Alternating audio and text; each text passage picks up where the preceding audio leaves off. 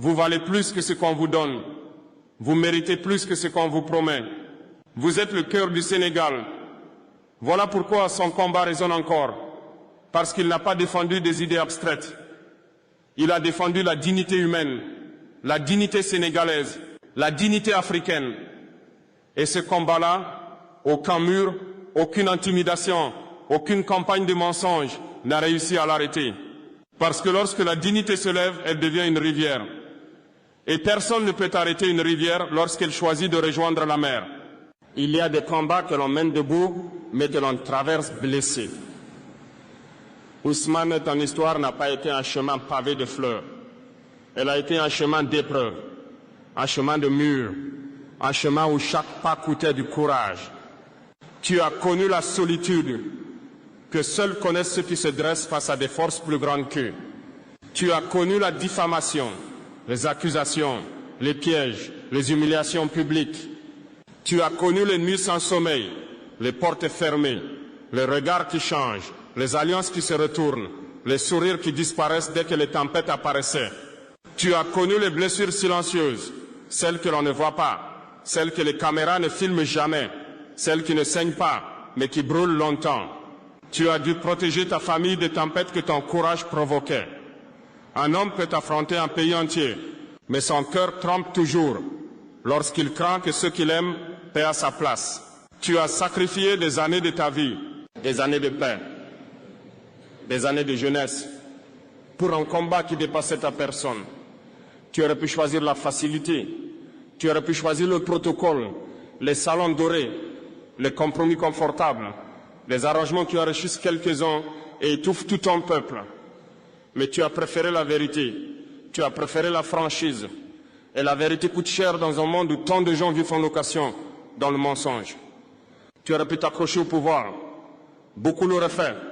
Mais toi, tu as fait l'impensable. Tu t'es effacé pour que ton peuple avance. Tu as accepté de perdre ce que tant d'hommes passent leur vie à convoiter. Tu as accepté de te retirer, de ne pas être celui dont le nom brillerait sur les bulletins.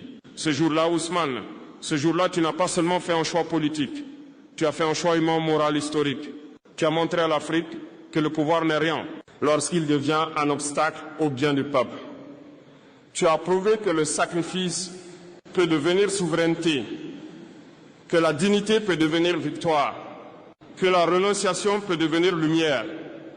Et c'est pour cela que ton nom restera longtemps après nous, longtemps après nos voix, longtemps après nos générations.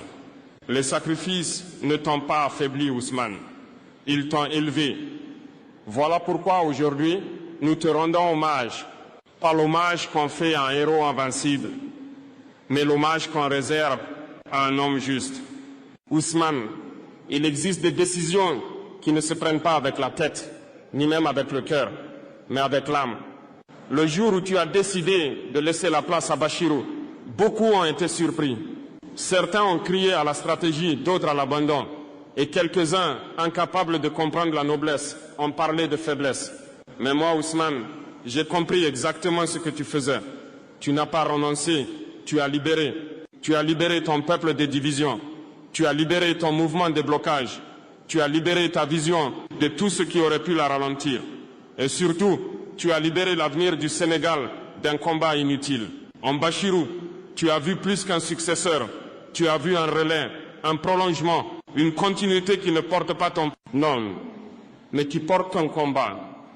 Il faut une grandeur rare pour offrir à un autre l'héritage que tout le monde croyait être destiné. Il faut une force exceptionnelle pour dire « ce n'est pas moi qui compte, c'est le Sénégal ». Quand tu as passé le flambeau à Bachirou, tu n'as pas quitté la course. Tu as simplement changé de position.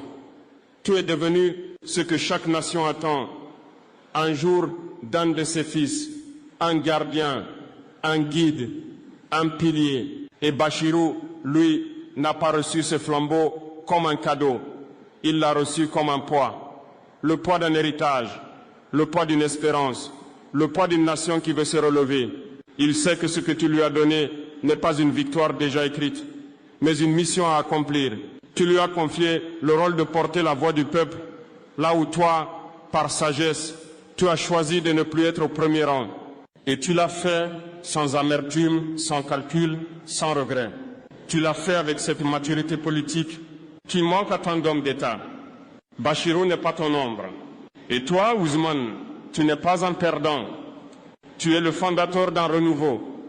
Si Bachirou est la main qui écrit l'avenir, c'est toi, Ousmane, qui a posé la plume dans sa paume. Ton courage l'a rendu possible.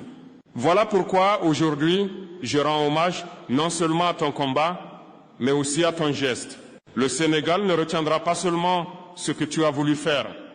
Il retiendra ce que tu as accepté de ne pas faire pour lui donner un avenir. C'est cela la véritable grandeur.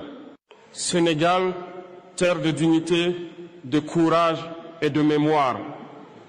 Tu te tiens aujourd'hui à un tournant de ton histoire. Car un peuple n'avance pas lorsqu'il attend qu'un sauveur apparaisse. Il avance lorsque chaque citoyen devient lui-même un éclat de lumière. Le Sénégal que j'entrevois, celui que vous êtes en train de bâtir, n'est pas un Sénégal qui subit. C'est un Sénégal qui choisit sa direction, choisit sa dignité, choisit son avenir. Et cet avenir, il ne repose pas sur un seul homme, pas même sur Sonko, pas même sur Bachirou. Il repose sur vous, sur votre capacité à refuser l'injustice, à protéger la paix, à défendre ce qui vous appartient, votre terre, votre parole, votre destin. Le Sénégal que je vois arriver n'est plus un pays qu'on dirige par la peur.